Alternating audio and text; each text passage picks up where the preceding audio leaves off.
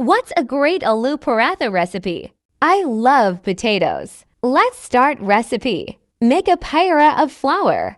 Now give it a shape of roti. Let it becomes to roll. This is very interesting recipe. Take any round object and mark the middle of the roti with it. Now make 6 cuts on roti sides around circle mark.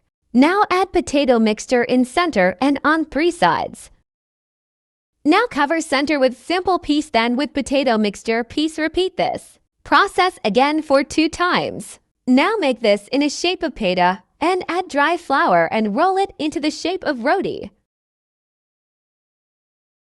Let's ready. Now cook it. Now change the side. Now add ghee.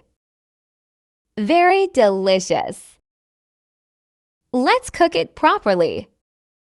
Let's ready. Take it out in a dish. Now cut it into 4 pieces. Wow, great recipe. I love this aloo paratha. Must try it. Stay connected. Bye.